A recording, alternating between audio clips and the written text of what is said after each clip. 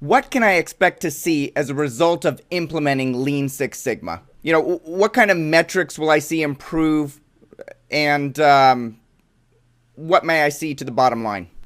Okay, and I'm going to talk high altitude at first, and then we Please. can drill down as we go along. But basically, what you can see is that if you employ Lean Six Sigma, you implement it properly, it's embedded in your processes that satisfy the customer or deal with the customer, as well as the processes that are working at efficiencies and effectiveness within the business.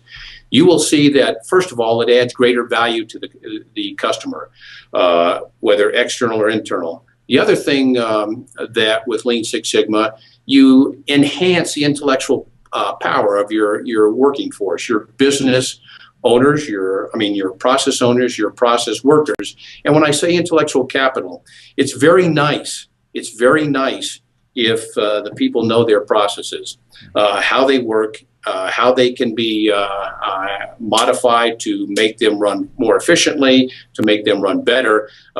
It's nice. So they first have to have knowledge of their process. The other thing that Lean Six Sigma will provide them is the ability to take a look at their process and see where waste exists, to see where variation exists, and how they can handle that and improve that. I'm amazed, especially in transactional and service processes, where we really don't know how much it costs us because of our inefficiencies. Those costs are hidden because many times we do rework. We don't record that. All we know is that it takes time away from doing other customers or working on other steps within the process. So Lean Six Sigma can give you an intellectual power that will stimulate the process workers to understand they have an impact on their process. The other things that Lean Six Sigma will do is it grows the top line. In other words, if I have implemented it properly, if leaders and managers are involved and so on, and I'm looking at it strategically, it can grow the top line. I can gain increased revenues. It can enhance the bottom line. In other words, my net income will increase. I'll see things like market share be enhanced over time. And then the last thing I'll hit before we now drill down maybe a little bit further is it enhances your culture. Many businesses that I've come across have phenomenal cultures.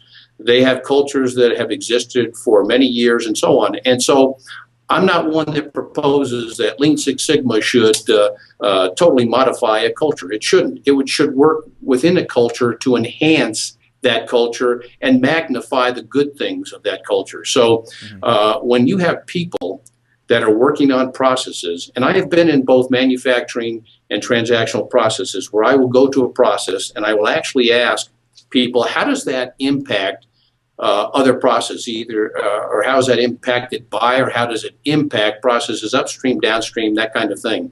And I'm amazed at sometimes that I will find a process in which somebody is producing something, and it could be a manufactured item, in other words, something on an aircraft, and they do not know where that part goes in to the aircraft. And that sounds silly, but I've had that happen. And they don't know what part they play in terms of the safety features and so on.